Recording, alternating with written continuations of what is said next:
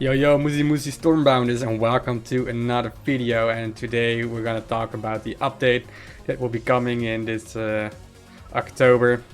So well, without further ado, let's check out this Halloween update. So hello Stormbounders, a new version of Stormbound is coming early October. Balance changes, new ancient cards, some generous offers, and new Brawl Modifiers. So mostly excited about the new ancient cards. We have like one like Story Protectors, well, and the other one that was a runner, already forgot its name. So let's hope they bring us something nice. And Brawl Modifiers is always nice because the Brawl Modifiers are super duper boring at the moment, like the ones we have already for 2 years. So bring some diversity and bring some real change, please. Let's see if this can happen. So before we begin, let's take a short moment to remember that the development team is currently quite fragmented due to holidays, etc, and they are relaxing. So after October they will bushwhack us with bigger updates. That's basically what they're saying. So let's just wait. For now we have to deal with what they are bringing us. Well, COVID disclaimer, it's all fine. So let's pop off with the balance changes. This release, just like any other, will bring some balance changes. So let's go from top to bottom. Lich Summoners spawns strength is now 3, 4, 5, 6, 7. So it's basically +1 at higher levels. Well, every +1 from level 1, so basically just moves up 1, bit more consistent with its own strength. Well, I don't see Lich Summoners much besides the Undead Brawl, which was last week.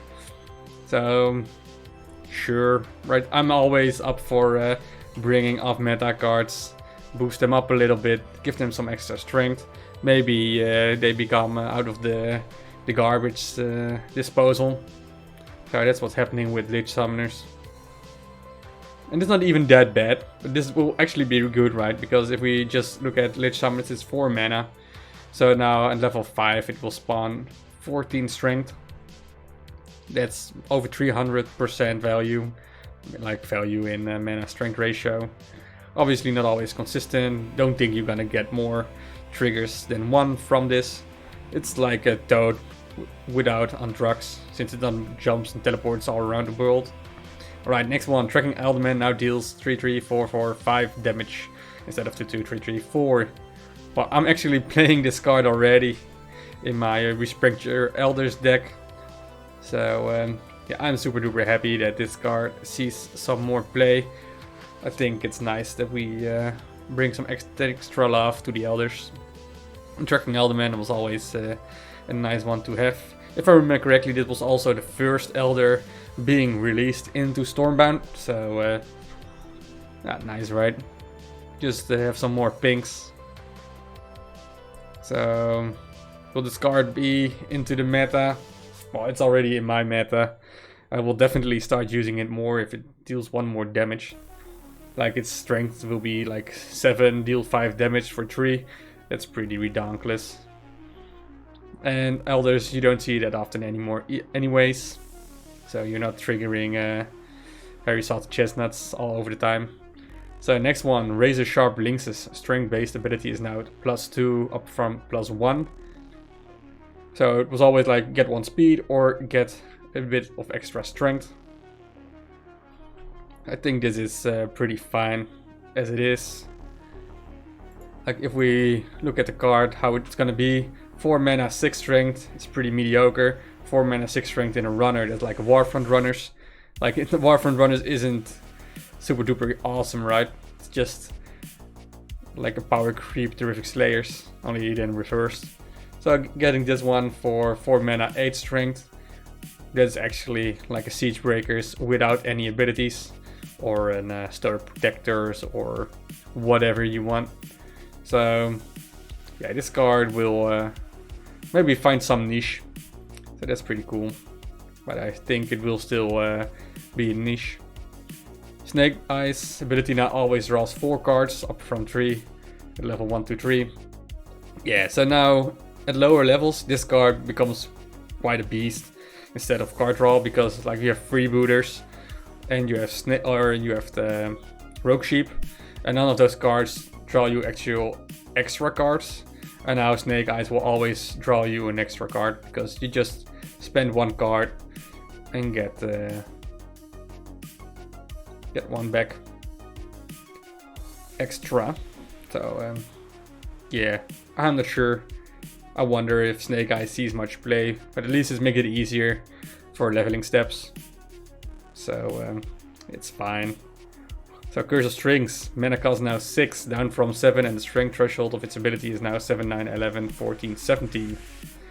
So it's just a small reduction of like 1 strength on all levels, but 1 mana reduction, that's huge. I can get a copy of 17 strength.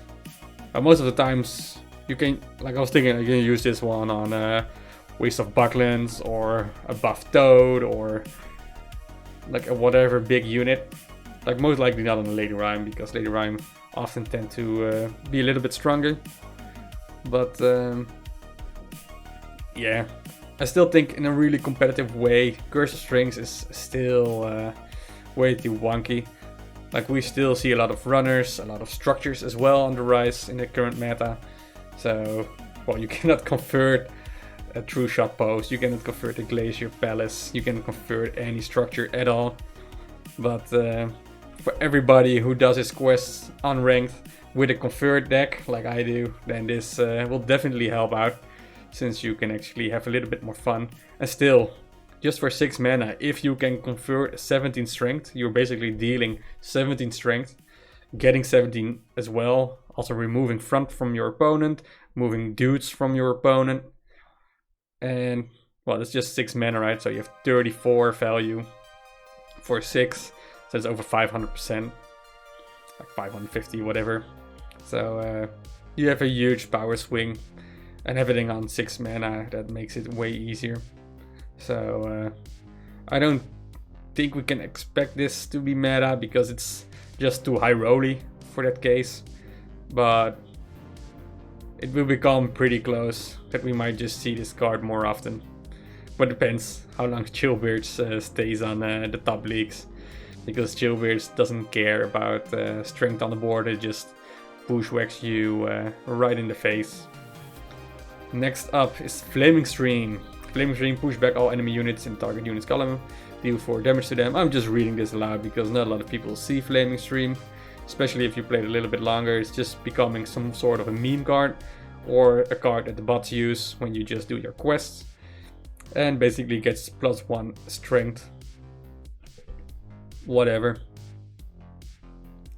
5, well, if you have multiple targets, that would be sick, right? But most in the cases, just like Execution, you're not gonna use it, and Execution has some viability now because you have a lot of structures and you can target something specific. Yeah, this is gonna be just Flaming Stream out of the garbage trend and just put it on top of it. Not much more than that, I suppose. So we are talking already way too long, so just keep on going with the new cards. On October the 4th, 4 new neutral agents cards will be released with some interesting mechanics that trigger before moving, but we already see with Stoic Protectors. You can find some clarification on the mechanics in FAQ, blah blah blah. Let me drink a sip. So, first one, that is the Bounded Demons, or Daemons, I'm not sure how to call it. 4 mana. By the way, they are all rares, if you can see. And it's, before moving, spawn a unit with X strength on both sides. So first of all, this is definitely gonna be triggered with command cards with Swarm. Like, more tokens. But otherwise, maybe as first turn player, you can just set this up in front of your opponent unit, and he cannot really kill it off. Like, you don't want to use Execution on the card like this. Like, at the starting hand, you cannot really use AoE that much either. Well, obviously you can use Hunter's Vengeance, but then most likely you will kill your own units as well. And this is somewhat good against Hunter's Vengeance, since it spawns more Ancients. So you have less diversity on your side of the board. So the leveling steps seem fine, right? 4/4. So you have like 12 strength, max out value. It's not that it's specific. Like with 7 mana, with Forgotten Souls, it's pretty calming, pretty cool. You can actually just have like 12 strength and move it forward, like base locks and stuff. All those kind of things become somewhat apparent, which is quite interesting. So yeah, do we see any other kingdoms use this card? Maybe defensively. I think late game it becomes a bit awkward. Also, one thing to note with Bounded Daemons, if you put it on the left side or the right side of the board, you only spawn 1 unit. So once your opponent knows you're playing Bounded Demons, they will just play a lot of stoots in the middle. So you cannot really trigger much of it. But it's a fun card regardless, because your opponent can have some interaction with this card. If you block it off, it can be killed. Your opponent can put units in places where this card won't spawn. So you have that interaction with your opponent. Pretty sweet. Alright, next one. Lost Psyches. Psyches is also an ancient. 3 mana. It is moving. And 2, 3, 4, 5, 6. Before moving, teleport itself to a random tile in this row.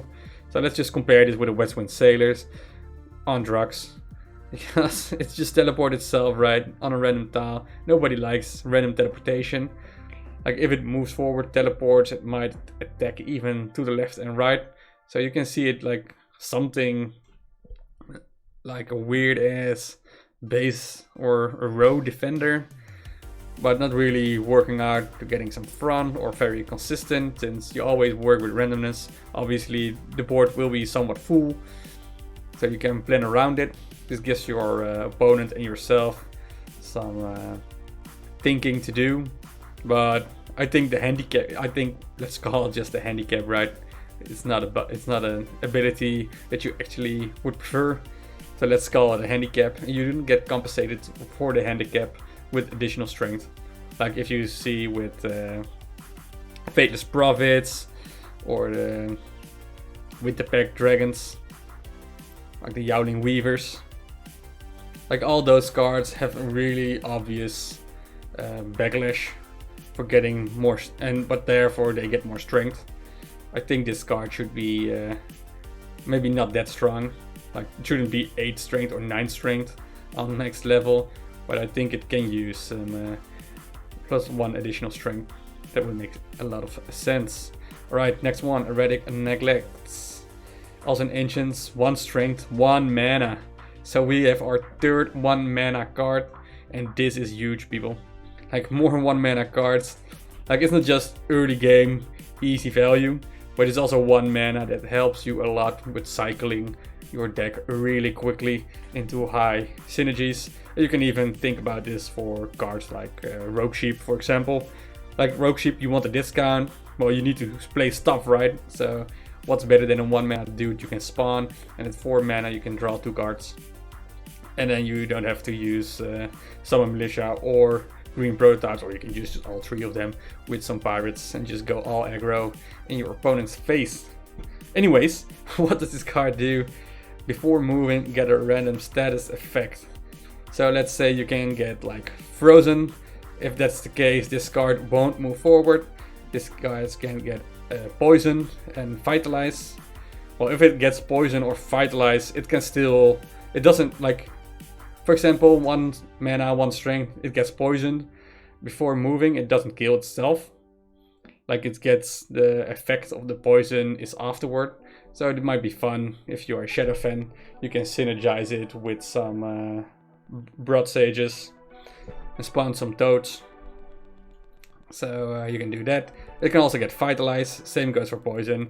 It won't get its Vitalize +1 strength. It will be the turn afterwards. And what does else can get? It can silence itself, like the Stoic Protectors one.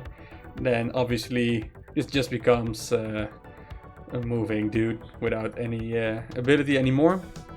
And you can get confused, then it will also move immediately left or right. So be really careful when you're playing this card. Don't put something next to it unless you actually want to attack it.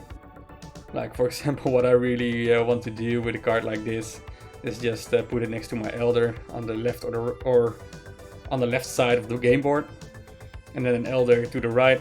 so then it walks into the Elder, trigger its ability. But yeah, it's like 1 of 5, right? So most likely there won't be a very sustainable combo, but it will be a fun one. But otherwise you just have a really strong dude with 5 strength. And that's basically what makes this kind of mad, right? 1 strength. You can just put it wherever you want. Like green prototypes, you need some thinking. Where do you want to put it? Summon militia is completely random, so you don't know if you get actually 5 strength. It actually helps. But with this card, you can just put in front of an enemy unit and then just farm your value. So that's just insane. I would just call this most of the time just a 1 strength structure that soaks up a lot of damage, which is even better than unstable build. So yeah, insane. This is gonna change the meta for sure. We're gonna see a lot of erratic neglects, at least from Gold League and higher. So the last one is Fragmented Essences. I don't know if I pronounce it correctly, whatever. 2 mana, and before moving, split its strength equally into a unit on both sides. Cannot split again for this movement. So yeah, that's what it is. So it has 3 strength. If it can split, for example, you put it in the middle, it spawns 2 strength left or 2 strength right, and the remaining strength on the other side. If it cannot split, then it will split wherever it's possible, and then keep half of its strength on the same tile and then just move forward. If it cannot split at all, I think it will just be a dude that will move forward. But this card is also pretty sick. Just look at this. This is a Lawless Herd on steroids. Like, is this like a bad ability? Like a Lawless Herd is 2 strength for 2 mana and then 6 strength at level 5. So this is pretty sick. It is actually +1 strength. Like Lawless Herd is already pretty strong as a tank. So getting even one that is +1 strength is really good. And then we still have the ability. Like, it splits, so it's a good anti-Hunter's Vengeance. So it can only kill 1, so you keep your front, which is really ridiculous. And what you also can do is like buff it with like Pen Heralds, Kindred's Grace, like Suri. You can fly. Like, you have also just more targets to put your buffs on. Get to AoE. Obviously AoE will be devastating for this card, but I think that's one way to see it. But I don't think that makes this bad. How many people do actually run Bladestorm or Needle Blast? I don't think that's too many. So I think this card, just like the Erratic Neglects, yeah, most likely Erratic Neglects and Fragmented Essences, those will change the meta, and the Lost Psyches and the Bounded Daemons, they will most likely, well, Bounded Daemons has some place within Swarm, obviously. Most likely people will play it in all other kingdoms, obviously, but I don't think it will be as effective since you do not have the command forward. And with Forgotten Souls, this is actually a pretty fun combo. So yeah, we're gonna see quite a bunch of this. I would like to see it in action. This also, if you just look at the art here, right? Besides, I really enjoy this art. It just looks like the birth of a Frostling. Like, this is an ancient type, and we all know that the ancients were basically before everything else. So you see something like Frostlings back in this one. I'm not sure if these resemble anything. Well, this one resembles me the most from Swarm or a bit of Ravens. But yeah, pretty cool. Alright, so those are the cards, and we got sales, $10 or 10 euros or whatever your currency is equivalent. So we can buy them for $10 a piece, and they have a nice pack for them all. Obviously, this is discounted, but you get less copies. It's like 3, and yeah, you get 5, and some more additional fusion coins. And the coins, yeah, I don't care about the coins. I'm not more sure which one is the best. Like what I said, like the Lost Psyches and the Bounded Daemons are most likely the least meta. So those are less interested if you are competitive, and these ones will do the trick for you. So if you want to buy something, then probably invest in those cards, and not even in this, unless you just want them all. If you're a collector, be a collector. Alright, cheap in Brawl, 50% off, 60% for premium pass users. Wow, that's insane. A lot of people are gonna waste a lot of time again, getting a lot of free stuff, like discounted stuff. Let's not go over it too much. So next up we got the Brawl Modifiers. There will be 4 new Brawl Modifiers coming in October to keep these fresh. Most of the modifiers have been there for ages, and you all know which decks to play in and out. We hope bringing more modifiers to keep Brawl entertaining and rewarding. Well, this is what I said, right? We have already been playing 2 years of the same Brawls over and over. Obviously, they've introduced some Brawls already, but still not enough. So they are actually doing some good work here. Reserve management. Any unused mana point is carried over to the next turn. There's no such thing as wasted mana anymore. This is just insane. We're gonna see a lot of very cheap decks with a lot of cheap runners go all over the place. That's at least my first thought, but I would really love to see some creativity here and get people like just skip turn, go into Gift of the Wise, and then bazooka your opponent in the face. Like that's the alternative, right? And then between those 2 options, hopefully there are more, but that will actually be really cool to see if we like this is just gonna be a lot of fun. I might even just gonna use this one to do a lot of friendly battles on stream. I think this one is just great for creativity, and it sounds a lot of fun to do. Just like a whole different look to the game. So next one, Chaos Unleashed. Units get a random status effect, Silence, Freeze, Poison, Confuse, or Vitality when played. This is just gonna be a shitfest, that's for sure. Like, I think a lot of people will get annoyed by this one. Just like the pure amalgamation, where you have 50-50 of your deck and your opponent's deck. This is gonna be a lot of randomness. The decks are gonna be really slow. Since as you can see, you have like Freeze and you have Confusion. So 40% of the units you play won't move forward. So yeah, that's something to keep in mind. So this will be a very slow brawl. I think a lot of structure heavy brawl. So I would say we're gonna see some Mias.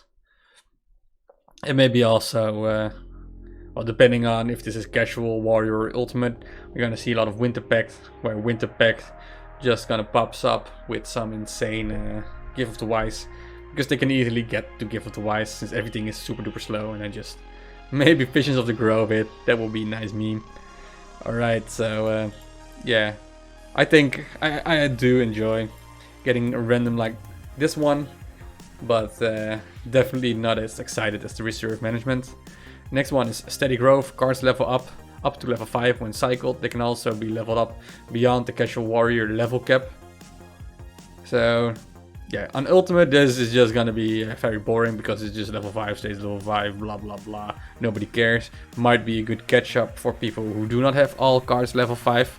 So I do like that approach. Like obviously it isn't gonna be equal because you still have to play a level 4 card, but then you have a level 5 the turn afterwards or the next cycle afterwards. But yeah, for casual and warrior this will be very interesting, and even I suppose even more interesting for casual because it's very slow. But now I'm thinking about it, casual also has a 10 turn limit and warrior 15.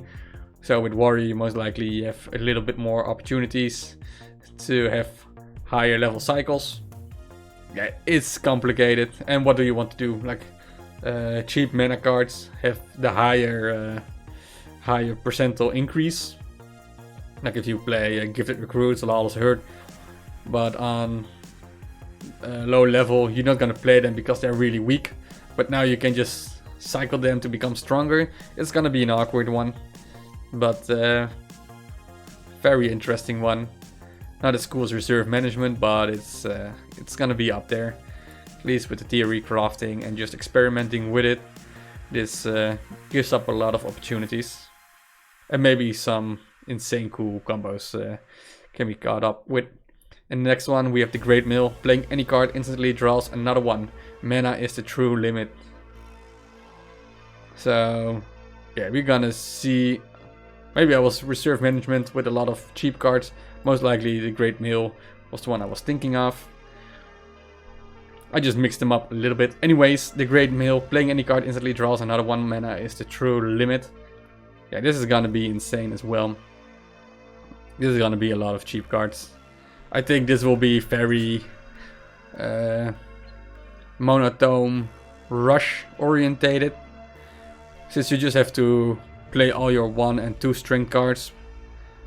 Obviously, depending on if you play casual, warrior, or ultimate. But especially in ultimate, you're just gonna play all the 1 and 2 mana cards. And then runners, and then kill your opponent. Yeah, that's the exact same thing I set up with reserve management. Anyway, that's also that's definitely gonna happen for the Great Mill. Reserve management is just gonna be great. So the Great Mill, yeah, we're gonna see a lot of that. At least it's really quick. I hope, I suppose. So not much to add there. As soon as one of these modifiers shows up, it will be available in the friendly mode, so you can practice with your friends. Nice. Nice, nice. You can also implement in a deck dry runner on the kitty Stormbound, so you can cycle in and see how it works. Another one, Halloween event. To celebrate Halloween, there will be a small gift of 30 rubies for anyone logging in to the game prior October 31st. Well, just log in. And then there is a tome with 6 mythic, 6 heroic, 6 classic. It's all fine and dandy. In addition, all coins and rubies purchased in the shop will yield 20% extra resources between October 25th and November 14th. Might be good time to put a few bucks into the game. Yeah, blah blah blah. But it's nice that they are swifting up a little bit with the sales. So if you want to spend some stuff, like, you do not have really bad offers.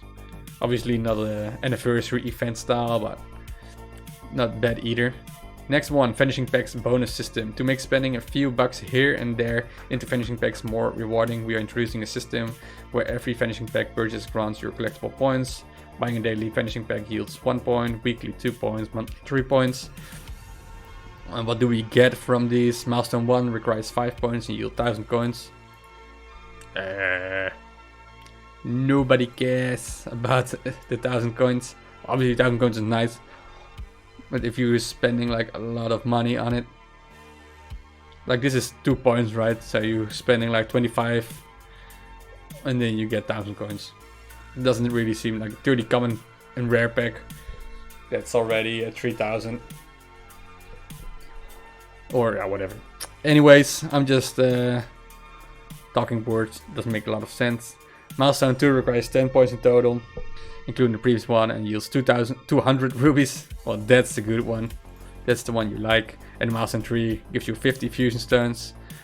Doesn't seem maybe much for beginners, because people who are just in hero or in platinum, in gold, or in diamond, well, they can get fusion stones from all places. Just buying stuff. But once you're reaching a very high level, or just want that specifically level 5 legendary card, then the 50 fusion stones helps a lot.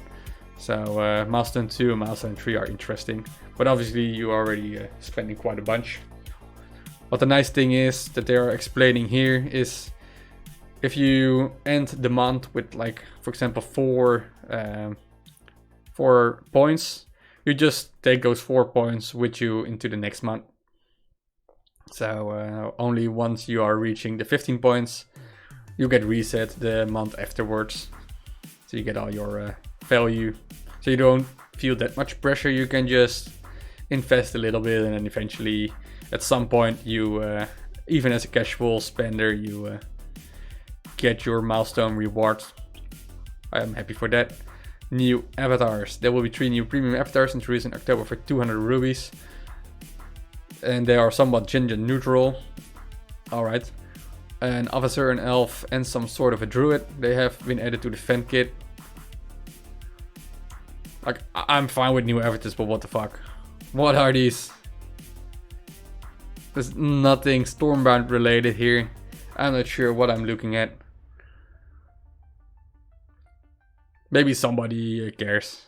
I don't. And for 200 rubies. Yeah, I just want... Like, if you put in new avatars, you just make more card avatars. I think people actually want to use their profile picture as their favorite card. But hey, maybe prove me wrong and just buy it and make Sheepyard happy, I suppose. So when is the update going to be released? The balance change will be deployed with the season reach as usual. The availability of packs will be spread throughout the month. 1 ancient pack a week. So if I wasn't clear, you can still read the FAQ here on fragmented essence.